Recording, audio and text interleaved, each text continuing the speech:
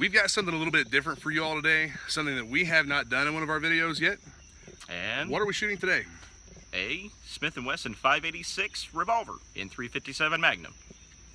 And, you know, it's not something that's widely carried anymore as far as a gun this size. Mostly you'll see, well, this is a Smith & Wesson L frame. The J frame in the Smith & Wesson is more widely carried than what a gun this size would be. But it's just a simple fact that the revolver has been so relevant in the gun culture for so long. I don't see any reason why not to do a video on something like this. It's a 6-inch barrel, full underlug. This is the L frame. It's similar to the K frame, but it's a little beefier. 6 shots. It's the blue job on one of these guns, and this is a later model where we're gonna check here, and you can see not loaded. And this is one of the later models that does not have the firing pin on the hammer, and that's indicative of guns made in the mid to late 90s for Smith & Wesson. Anything before that would have had a firing pin on the hammer. This one also has a lock on the gun right there.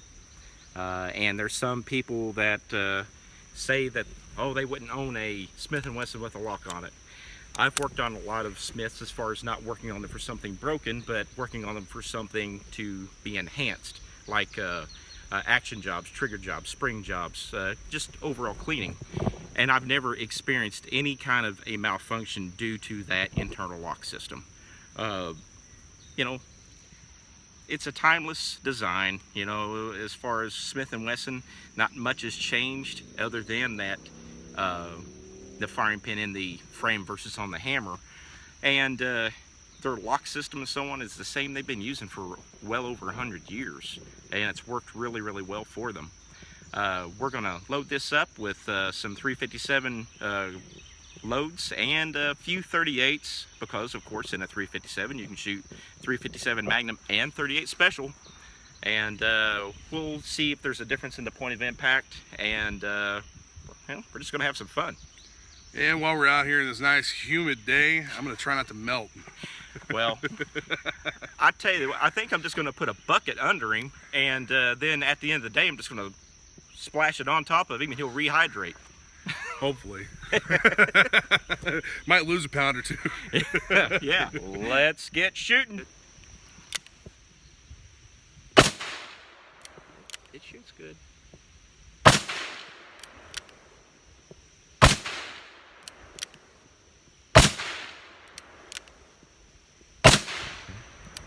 Okay, I'm going to take a few shots with the 586, and we're going to put them on the rubber dummy, hopefully in the chest. Hopefully. A little low. I'm actually going to take a double action shot. That was single action. And that was wild to the left. That's better. Wow!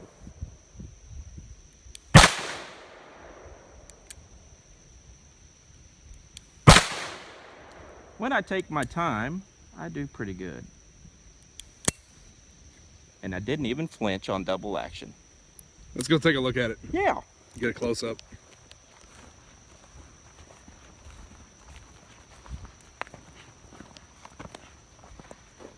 Only one of those shots were fired single action, and I flinched. I called it here and here. That was me. I haven't fired a 357 in a while.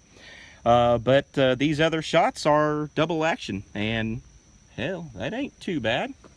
I mean, that'd be Sounds left a pretty decent sized little hole there. Oh, of course. I mean, it's these are, by the way, 110 grain Winchester hollow points, 357, and it's always been a kind of a favorite load of mine to shoot. It's pretty comfortable for a 357, and I've just always, I don't know, been pretty accurate with that load. Also, I shoot the 158 grain Federal American Eagle pretty well out of most 357s that I've fired over the years. But you know, 1 single action shot and 3 double action shots in the chest with a gun that, you know, is hidden mine, and it is on Lind, and that's pretty good. Now, of course, like I say, yeah, I screwed up and shot over here, but I'm not perfect, you know, like Terry. Yeah.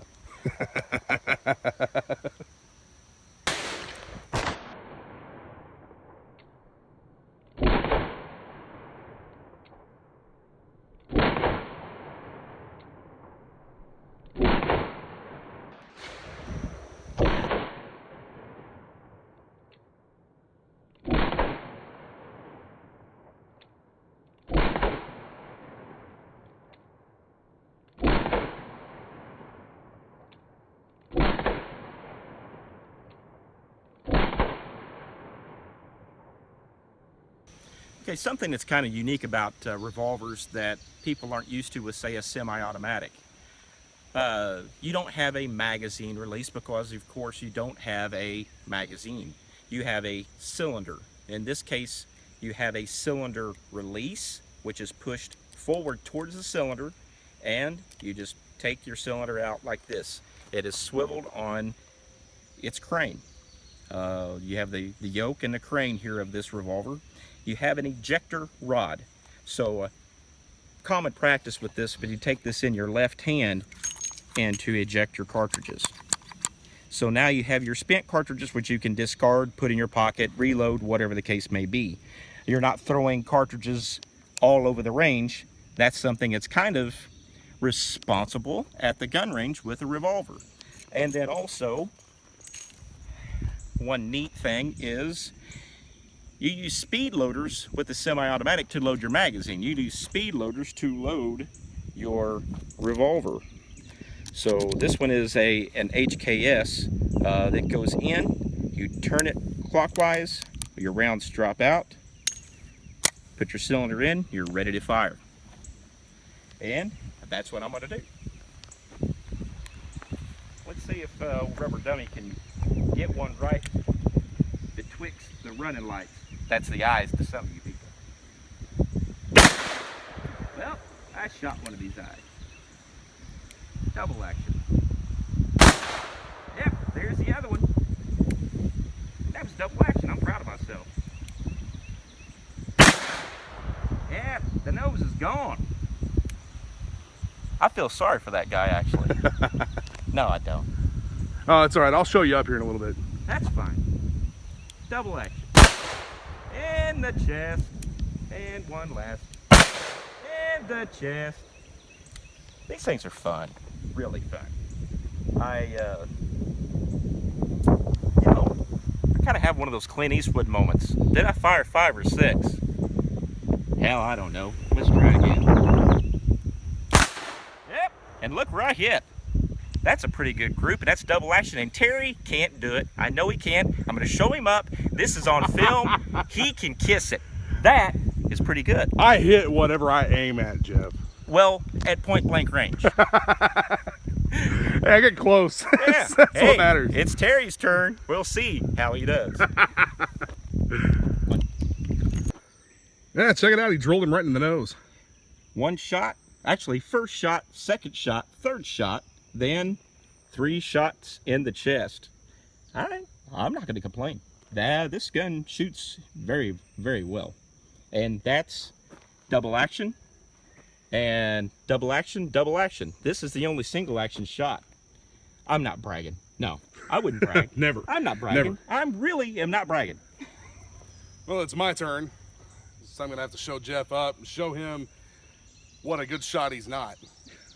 I love that.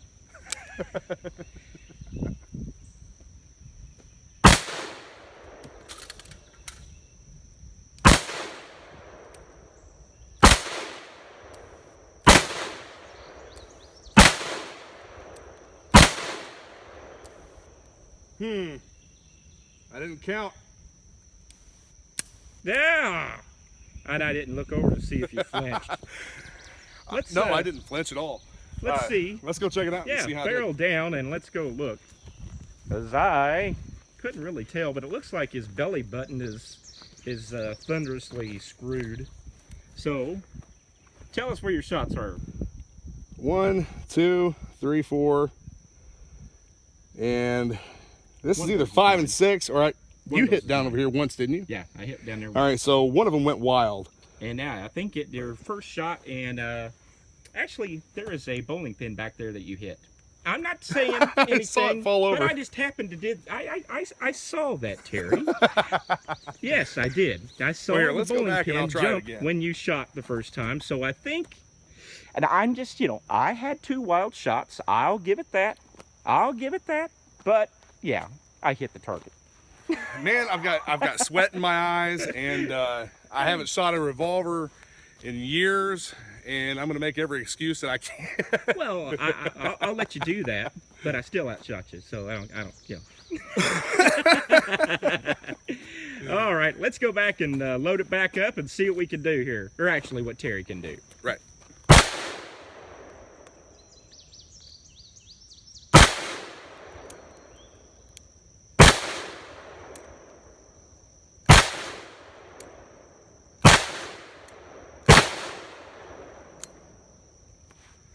That is 6.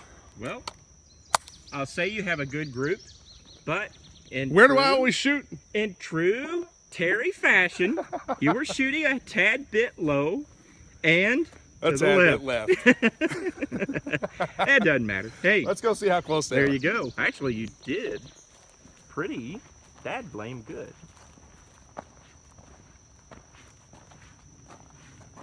That's nice. Nice group. Man, I'll tell you, that first shot, single action, the single action pull on this trigger is extremely sensitive. It's very light. And that's the way it is. That's pretty indicative of most Smith & Wesson revolvers. Their single action is great.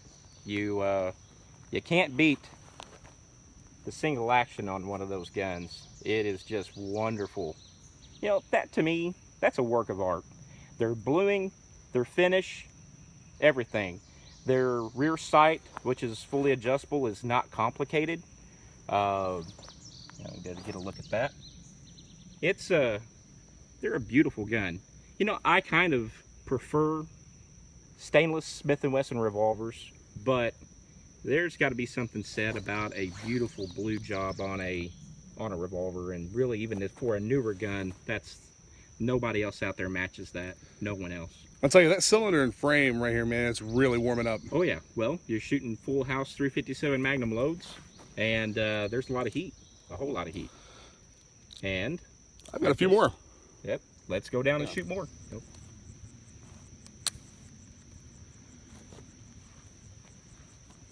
I'm gonna see if I can take out the other part of the torso over here on our right side.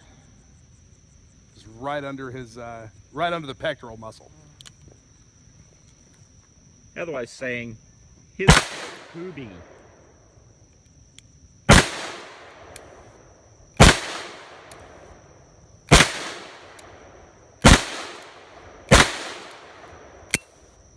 Ah! Flinched. Yeah, you were kind of rushing it there a little bit, Terry.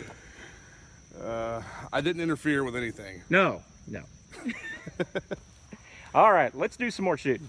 All right, sounds good to me. Okay, I'm changing it up a little bit. I've put Federal American Eagle 158 grain jacketed soft points in here, and I've got 2 more speed loaders of those. And Terry and I are going to shoot at a silhouette target that we've got set approximately 2 more yards behind where we were shooting the rubber dummy.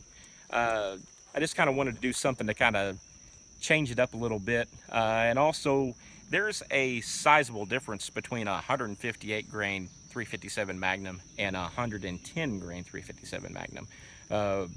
When you've got that kind of difference in the weight of your bullet, you have a sizable difference in the recoil. And of course, this gun really liked those 110s. I guess we'll see if it likes the 158s, or if the flinch factor starts to come in, because when you got something that recoils more, human error, flinch can happen. Let's see what it does.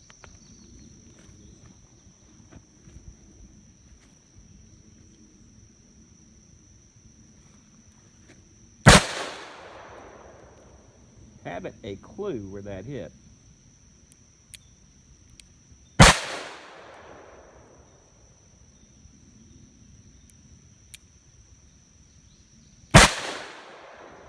The recoil is sizably more, and I haven't a clue where I am hitting, or if I am.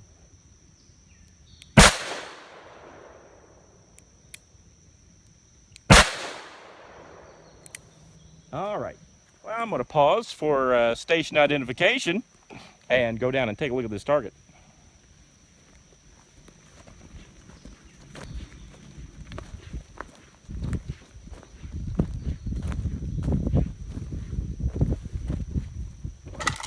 Okay.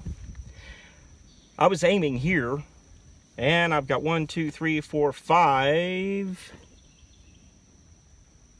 6. This has been shot with 223s. So I am hitting high and to the left from point of aim of where I was firing with the 110 grain. It's not shooting bad, and I can tell the difference in my hand. I mean, really tell the difference. So where I was using a straight on hold with the 110s, it looks like I need to use a 6 o'clock hold with those 158s. There's a sizable amount of muzzle rise, and probably doing that before it's leaving the barrel, I would account for some of that. Also, there you'll see a difference when you do change bullet weights like that of point of impact. So yes, I was shooting to the left and you know, really high, but I'd say a 6 o'clock hold right on, dead on at that 9 on that target will probably get me at least here. Let's try her again. And I am going to mention, if you could probably see from that last shot that I was taking, or last shots I was taking, that those were all double action. I've really grown accustomed to the double action trigger in this gun. Yeah, I like single action on these, but this gun shoots so well double action that that's just where I'm going to stay. So I'm going to try that 6 o'clock hold and see what I do.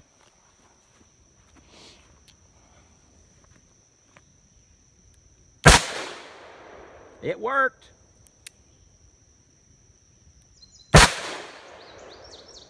Yeah, I was off on that one. I went way left.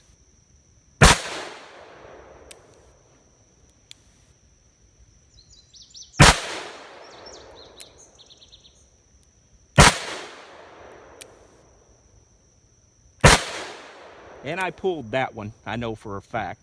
But I still hit in line, and then midway between where my point of aim was and the diamond in the center of that target.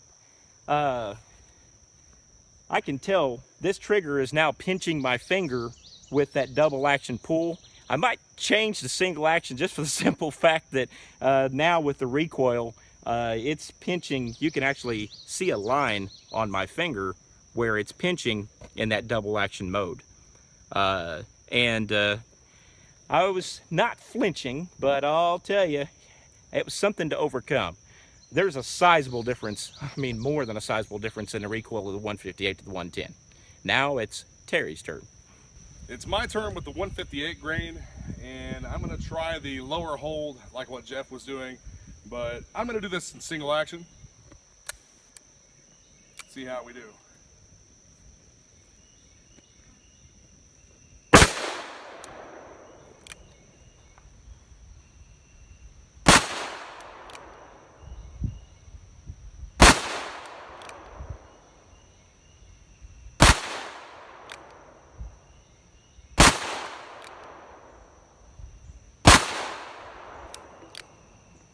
I didn't count, and I didn't flinch.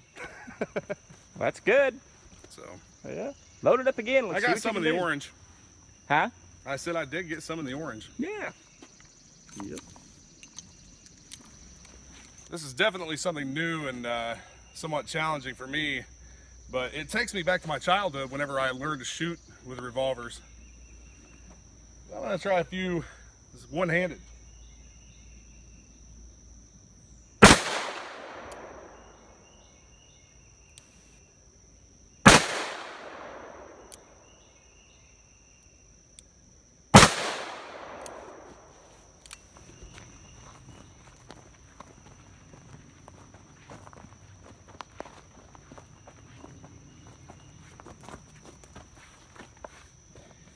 know, from the looks of things, you know, you started getting them up into the orange, and that gun shoots really, really well, and it groups. It groups rather well. It's just, you know, I'd say with more shooting, you could get that dialed in to, you know, closer to the center of the target. But, oh yeah, I just have to get used to the 158 grain. It's that's a big difference in that 158 to the 110s. And I'm actually going to fire a few 38 specials through it, and I'll probably go for the head, and just to see what the point of aim difference is between what we had here. I might put an orange dot in the center of that sucker just to give me a index point. And like I was, you know, I'll probably go back to the 110 grain also to maybe take a few shots, but I want to see what the point of aim point of impact is with those 38 specials. We're going to get Jeff shooting this 38 special through the Smith & Wesson, and then we're going to give some closing statements on the gun and give our final thoughts. That's a 38 special hollow-ended wad cutter, and you know, these are just a target round. I said hollow-ended, hollow-based wad cutter. These are just a target round. They're just paper punchers, hence the name wad cutter, and that's what I'll be shooting through this gun at that head. And let's see what our point of impact and so on is with that. And I'm not expecting any jump, so I'm just going to do double action.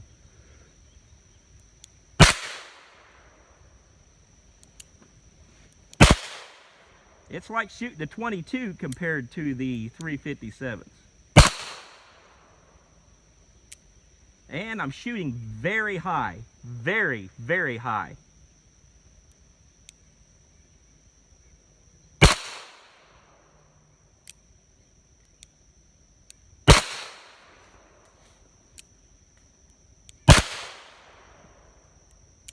Was that it?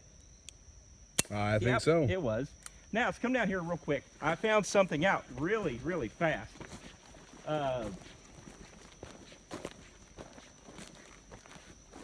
These are my first 3 shots. So I was shooting dead on here and hitting here. These are my last 3 shots right here. This thing was really, you know, shooting high. Big difference in between those 357 and those 38s. Huge difference. Recoil, none. How big of a difference? Huh? How big of a difference? Huge? It's huge. Huge. You know, I mean, it's literally, like I said, like shooting a 22 through that gun compared to those 357s. You know, when you use a wad cutter round, what looks strange in that speed loader with those in there, it's a huge difference. I'm going to take some more shots with it right there at that same orange dot, and I'm going to do it single action and see if I can get them tuned in. I actually had to aim right here to get these shots even close. So I'm going to aim here again and see if in single action if I can get anywhere close to that orange dot, because that's those last shots here, that's where I was holding and I hit there. So we'll try it again and see what happens. Okay, I'm going to try single action. Aim at that 7 at the throat and see if I can get that dot. And nope.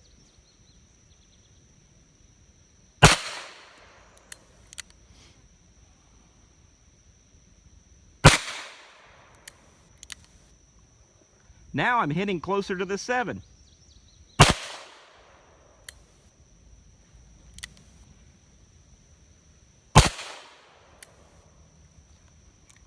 Well, let's go see.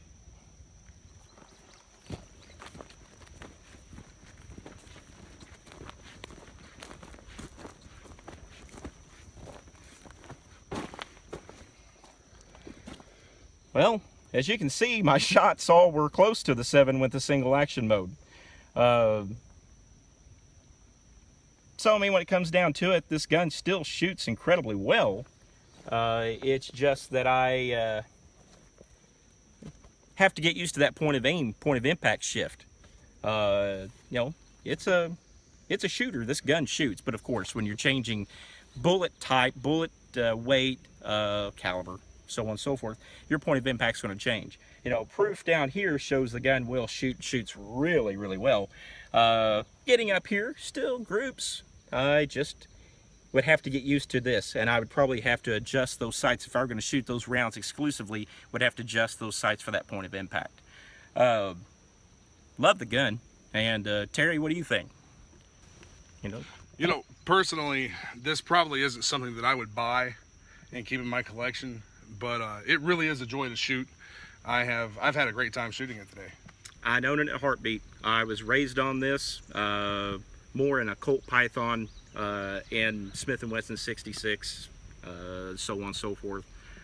I love these things. I love shooting them. I love everything about them. I love working on them.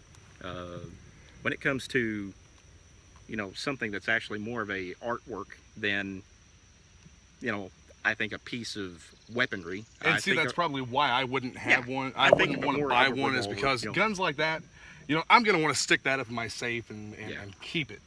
You know, I know they're made to shoot and this and that, but, you know, I have a hard time with that sometimes. Yeah, well, I like them. I plan on probably, you know, even though it may not be something you own, I'd say we'll probably do a few more Revolver videos just to, oh yeah, you know, look at them and show you what they're all about.